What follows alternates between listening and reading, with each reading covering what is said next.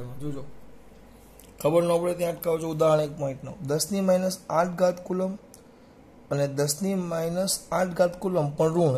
એક ધન છે ને એક ઋણ છે, એક ધન છે અને એક ઋણ છે. સમજો, બંનેમાં 10⁻8 કુલમ છે. તો બે બિંદુઓ વિદ્યુતભારો અનુક્રમે Q1 Q2 એકબીજાથી 0.1 મીટરના અંતરે છે. બે વિદ્યુતભાર છે, આકૃતિમાં દર્શાવેલા છે. A, B અને C બિંદુ આગળ તમારે વિદ્યુત ક્ષેત્ર શોધવાનું છે. એ લોકોએ આકૃતિ આપેલી છે આવી કંઈક. આ તમારો ડાયપોલ છે, સમજો. આ પ્લસ Q છે, આ પ્લસ Q છે અને આ માઇનસ Q છે. બરાબર. તમારે સરળતા ખાતર આ પ્લસ Q ને Q1 વીજભાર કેવો હોય અને આને Q2 વીજભાર કેવો હોય, સરળતા માટે. તો સૂત્ર તમને લખતા ફાવે કે Q1 લખો એટલે સમજી જવાનું પ્લસ વડે, Q2 એટલે માઇનસ વડે. એટલે Q1 Q2 અંદર લખેલું છે એટલે હું લખું છું, ચોપડીમાં લખ્યું છે આકૃતિમાં દર્શાવ્યા મુજબ. આ છે તો આની અક્ષ ઉપર આ ડાયપોલ થઈ ગયો, આની અક્ષ એટલે આમ આવે, એની અક્ષ. તો એ લોકોએ 3 બિંદુ કીધા છે આપણને, 3 બિંદુ સમજો ખાસ. આ વિષુવ રેખા કહેવાય, આ વિષુવ રેખા કહેવાય. અને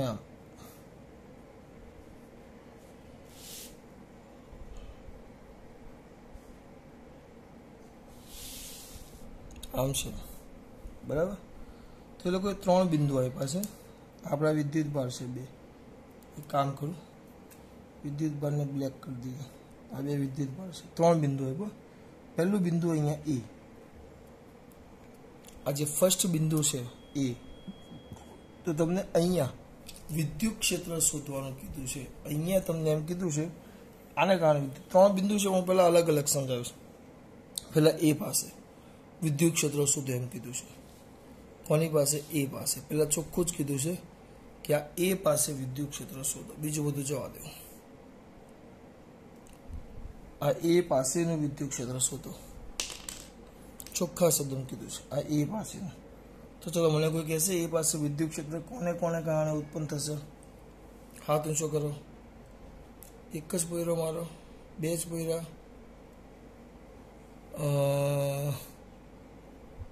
ચલો, રાયગુર બોલ બેટા. Q1 અને Q2. ચલ બરાબર, માં પોયરો સાચું બોલ્યો, Q1 ને Q2. પણ Q1 ને કારણે ક્યાં ને Q2 ને કારણે ક્યાં?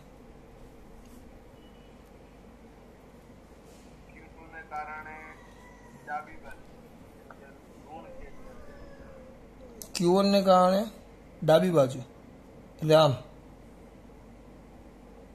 અવાજ નથી આવતો. તું નહીં, હું એને પૂછું. વચ્ચે નહીં, હું કે અહીંયા દે. આ પ્લસ છે. આપણે એ બીજું બધું લોજિક આવે જ નહીં બેટા આમાં. બહુ સિમ્પલ લોજિક આવે યાર. અહીંયા કીધું આ પ્લસ, તો પ્લસનું વિદ્યુત ક્ષેત્ર આ બિંદુ આગળ કહીએ ને તો આ બિંદુ પાસે પહોંચી જવાનું. પ્લસનું વિદ્યુત ક્ષેત્ર પ્લસથી દૂર જતું બતાવવાનું, એટલે આમાં આવે E+. અથવા આપણે પ્લસને લોકોએ નામ આપ્યું છે 1. જો 1 એટલે E+ નહીં કહેશું, આપણે એને E1 કહેશું. આ મેન છે બેટા, સમજવાનું. અને માઇનસ લે, આ માઇનસ છે તો માઇનસ એ બિંદુ આગળ પહોંચી જવાનું. અને માઇનસનું શું કહેવાનું? માઇનસ ક્યાં જાય? એનાથી એને માઇનસ એની તરફ જાય, માઇનસ તરફ. પ્લસમાં હોય તો જે વીજભાર છે એનાથી દૂર જવાનું, માઇનસમાં માઇનસ તરફ. આટલું યાદ રાખવાનું. તેમ છતાં લોચા લબાચા કરીશ તો માઇનસ આમાં આવશે. ટૂંકમાં મારો પોયરો બોલ્યો એમ બંને એક જ દિશામાં છે. જુઓ, બંને એક જ દિશામાં છે. બોલ રુદ્ર, શું કહેવું છે બેટા?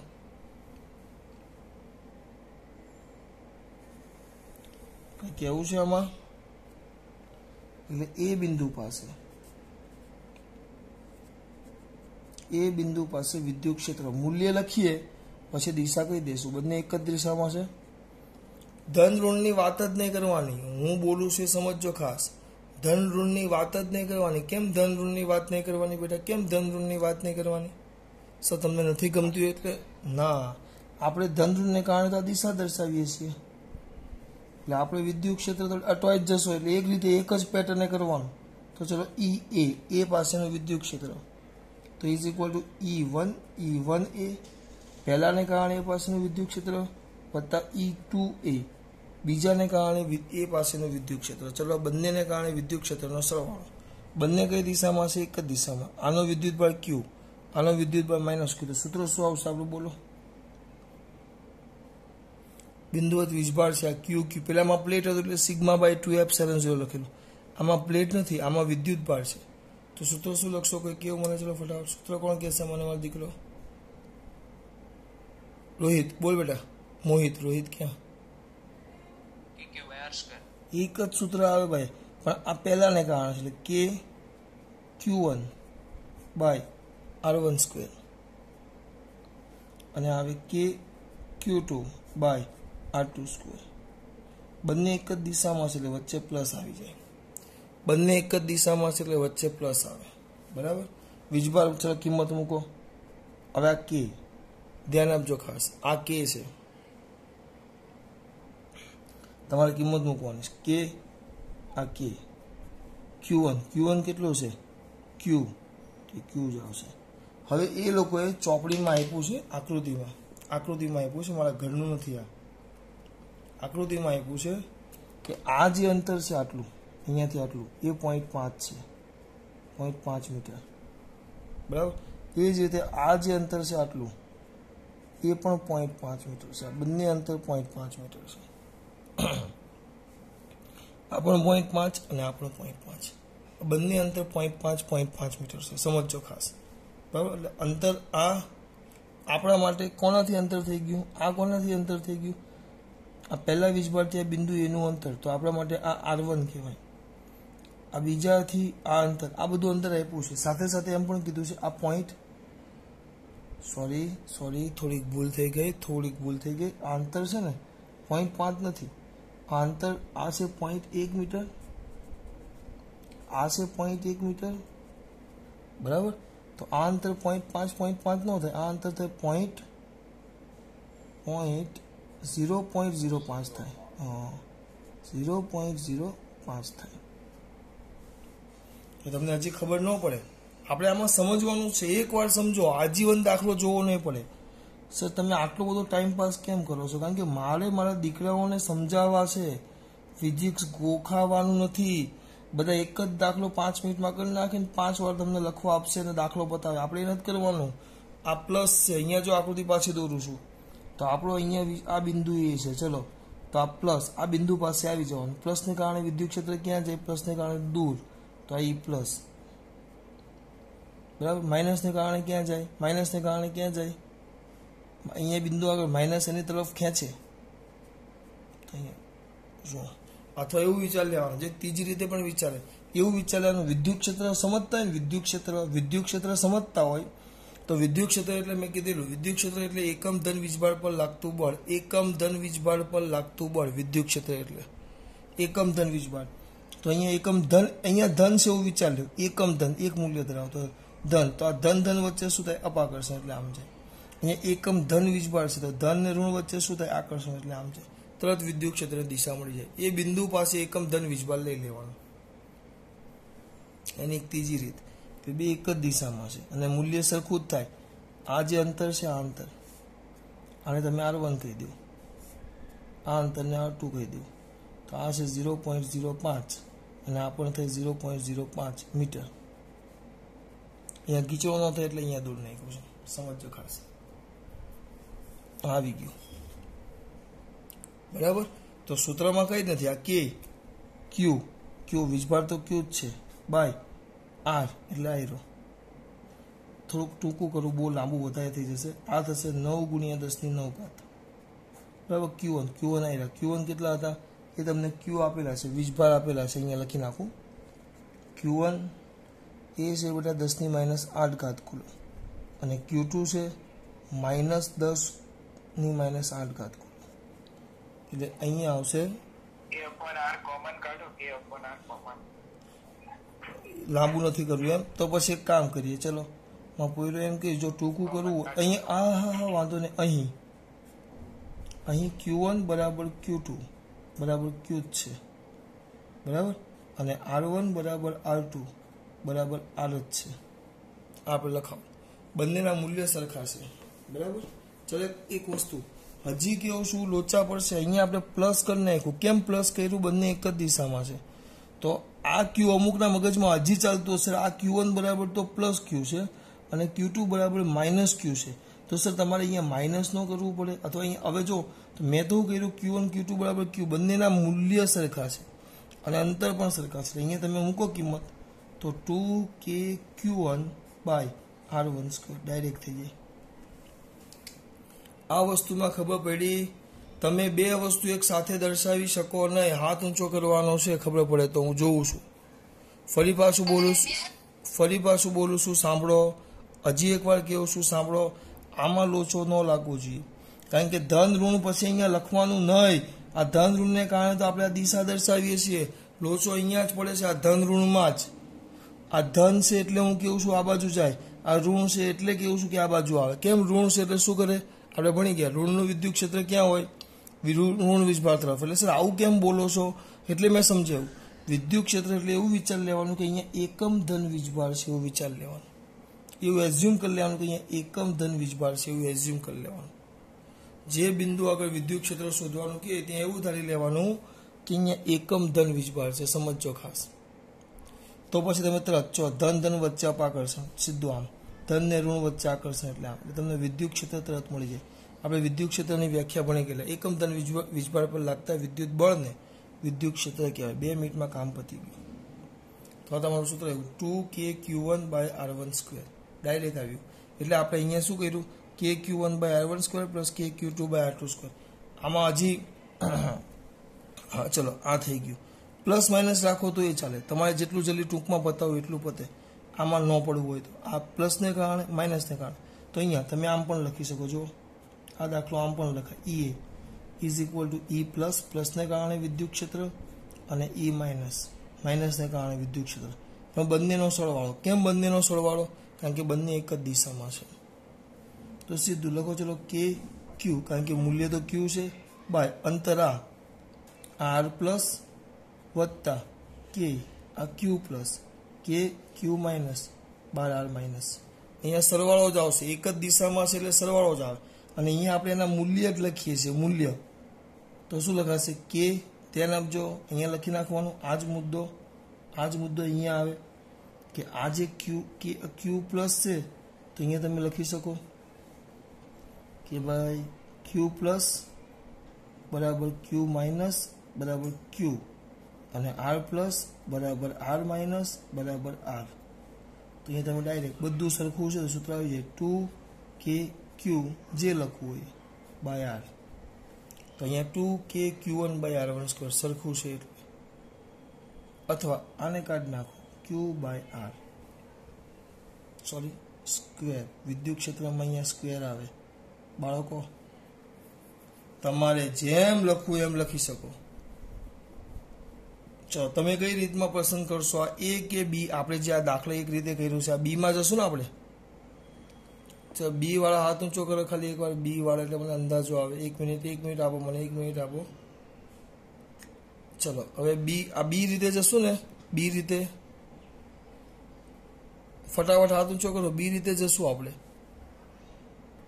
પાછળ આવ્યું EA બરાબર 2kQ બાય R સ્ક્વેર, 2 ના 2. K આવશે 9 ગુણ્યા 10⁹ Q છે 10⁻⁸ ખાલી મૂલ્ય જ લેવાનું બાય R કેટલો છે? 0.5 એનો વર્ગ. કેટલું બોલ્યો બેટા જવાબ તું? 72,000. ના ભાઈ 72,000 નથી આવતો.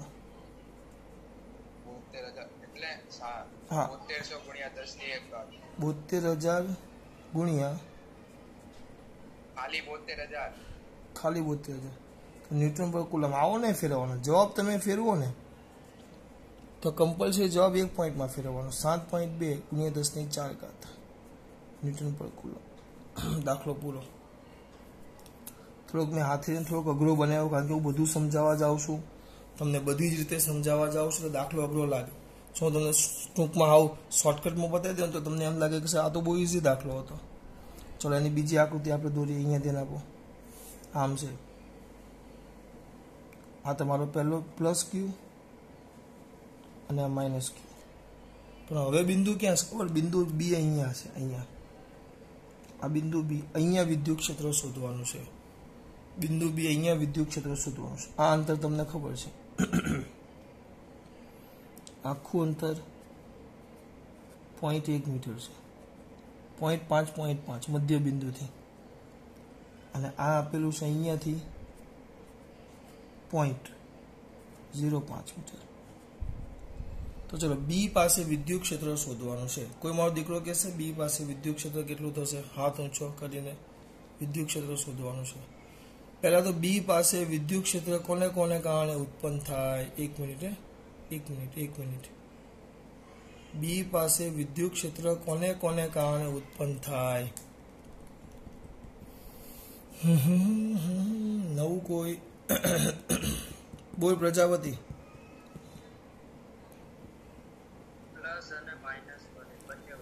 બંનેને કારણે. મારો બોયલો પ્લસ અને માઇનસ બંનેને કારણે. તો ચલો મને એક વસ્તુ કહો, તો આ જે અંતર થયું, આ અંતર, કારણ કે આપણે અંતર વિદ્યુત ક્ષેત્રનું સૂત્ર આવે KQ/R². તો આ અંતરને તમે કયું અંતર કહી શકો? આ અંતરને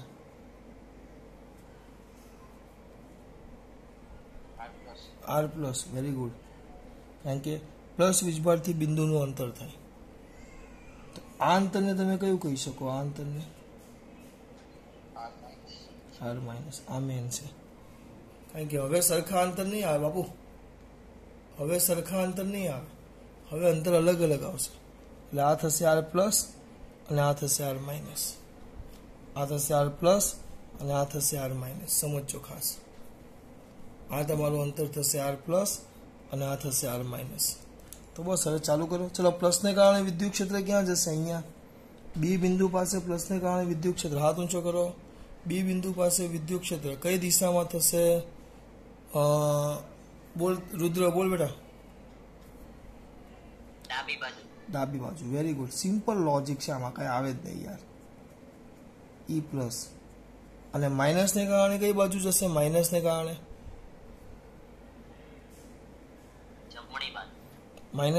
જમણી બાજુ. એટલે આમ છે. કેમ? હું કાંઈ ન કરું, હું સિમ્પલ અહીંયા ઊભો રહી ગયો. ચલો મારે વિદ્યુત ક્ષેત્ર શોધવું છે. I must be find out the electric field. We must be indicate that, assume that here the plus charge, value of this plus charge is 1 unit.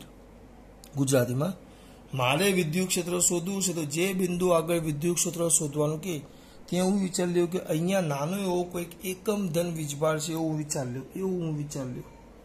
તો આ ધન એટલે અપાકર્ષણ, તો આ બાજુ જાય, અને ઋણ ધન તો આકર્ષણ એટલે આ બાજુ જાય. તો આને કારણે ચલો વિદ્યુત ક્ષેત્ર, મારા દીકરા ધડાધડ લખાવશે, ધડાધડ. તો વિદ્યુત ક્ષેત્ર બી બિંદુ પાસે બી બિંદુ પાસે વિદ્યુત ક્ષેત્ર EB. તો EB = પ્લસને કારણે વિદ્યુત ક્ષેત્ર છે એના કરતાં ઊંધી દિશામાં છે. તો આ બેમાંથી મોટું કોણ હશે બેટા? કોઈ કહેશે મને આ બેમાંથી મોટું કોણ? પ્લસ મોટું કે માઇનસ મોટું? હાથ ઊંચો કર્યો છે ને હું પૂછી લેવા. પ્લસ મોટું કે માઇનસ મોટું? બોલ વ્રજ, કાળાણી વ્રજ. કેમ પ્લસ મોટું બેટા? હા, અંતર ઓછું છે. એટલે E+ અને E- બંને વિરુદ્ધ દિશામાં છે, એટલે અહીંયા હું લખીશ વચ્ચે માઇનસ. સૂત્ર મૂકો KQ+/R+². કારણ કે આ વખતે અંતર અલગ અલગ છે. જો પેલું તો વચ્ચે હતું એટલે અંતર એક સરખા હતા. KQ-R-². સૂત્ર જ મૂક્યા છે. આ માઇનસ કેમ દર્શાવ્યું? માઇનસ એટલે દર્શાવ્યું કે આ બંને પરસ્પર વિરુદ્ધ દિશામાં છે. અને ત્યારે આ વિરુદ્ધ દિશા કેમ છે? કારણ કે એક ધન છે ને એક ઋણ છે. એટલે વીજભારની વાત થઈ ગઈ, એટલે આપણે અહીંયા ખાલી મૂલ્ય જ મૂકવાના છે. બસ હવે બહુ થઈ ગયું. ચોક કે અચળ નીકળે તો કે ની કિંમત મૂકી દો બહાર. અહીંયા થોડુંક સાઈડમાં લખું છું. કે ની કિંમત મૂકો તો 9 × 10⁹ એનો વર્ગ. Q+. Q+ કેટલો હતો? Q+, હા બોલો ને બેટા, 10⁻8. પછી કાઉન્સમાં આમ લખવું પડશે. બોલ ને બેટા. સોરી મારી ભૂલ. 10⁻8 બરાબર, મારી ભૂલ. આ 10⁻8 છેદમાં r plus square. r plus કેટલા? જો r પ્લસ આયલા દેખાય. r પ્લસ આટલા કેટલા છે? હા તો બોલો ને. 0.05 નો વર્ગ માઇનસ એટલે આ માઇનસ મૂલ્ય ક્યુ માઇનસ, પણ એની નિશાની તો આને કારણે આવી ગઈ છે એટલે ખાલી નિશાની નહીં, ખાલી મૂલ્ય, એટલે એનું મૂલ્ય પણ 10⁻8 કુલમ જ થાય છેદમાં r માઇનસ સ્ક્વેર. પણ એવું નથી કરવું, લેવાનો હતો પણ રેવાઈ ગયું છે એટલે અત્યારે નથી પડતો, એમાં લખાઈ ગયું છે, ચેક નથી કરતો. એટલે હવે શું થાય બોલ ફટાફટ. r માઇનસનું અંતર કેટલું થાય? r માઇનસનું અંતર 0.15 નો વર્ગ. શ્યોર 0.15. આ 0.1 ને 0.5 એટલે આ 0.15 નો વર્ગ. તો એક કામ કરો, 10⁻8 કોમન આવશે એટલે 9 ગુણ્યા 10⁹ વર્ગ નથી ગુણ્યા 10⁻8 કોમન કર્યો. 10⁻8 કોમન કર્યો. ચલો કાઉન્સમાં 1/0.05 નો વર્ગ કેટલા થાય બેટા?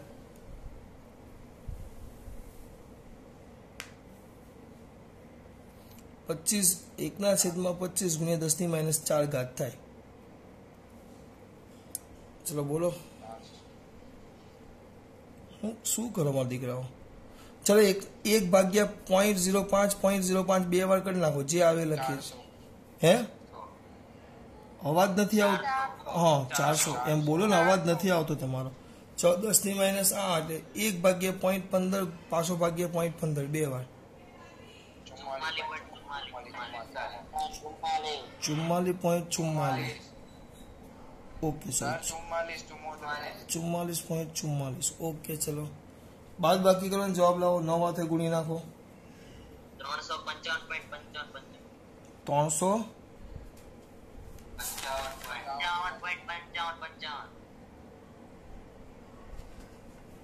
આના કરતા જવાબ આપણો અલગ આવ્યો. 355.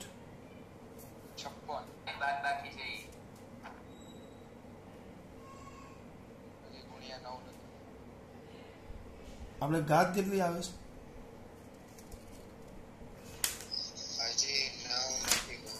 નવ ગુણીને બધું બોલો ને બેટા. 9 હા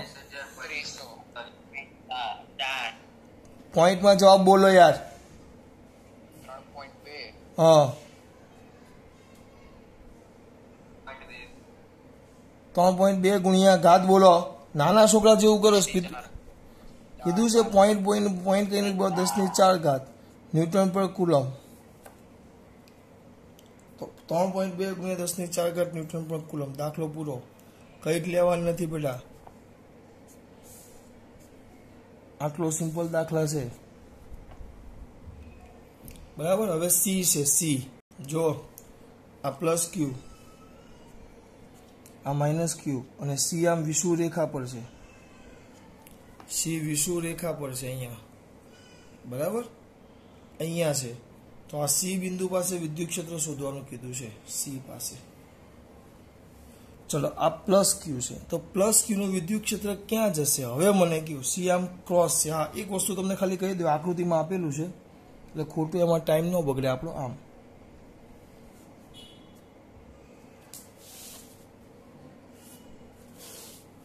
આ અંતરને એ લોકોએ 0.1 મીટર કીધું છે અને આ અંતરને પણ 0.1 મીટર કીધું. એટલે આપણા માટે તો શું થઈ ગયું? પ્લસ ક્યુ થી અંતર એટલે આપણા માટે આર પ્લસ થઈ ગયું. માઇનસ ક્યુ થી બિંદુનું અંતર એટલે આપણા માટે આર માઇનસ થઈ ગયું. તો સી બિંદુ આગળ વિદ્યુત ક્ષેત્ર, જો દિશા ક્યાં હશે વિચારીને કેમ હતી? સી બિંદુ આગળ વિદ્યુત ક્ષેત્રની દિશા ક્યાં હશે? એક જ મિનિટ, ચલો હાથ ઊંચો કરો.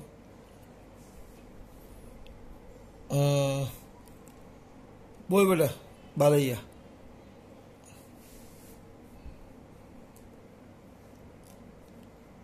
બાળૈયા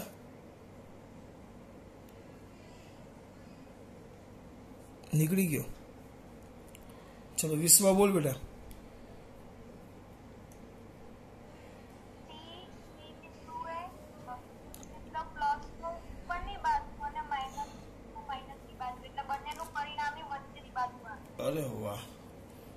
આમાં દીકરા બોલી હવે અહીંયા તેને આપો પ્લસ છે ને આપણે કંઈ જ નહીં કરવાનું, એ બિંદુ આગળ મૂકી દેવાનું.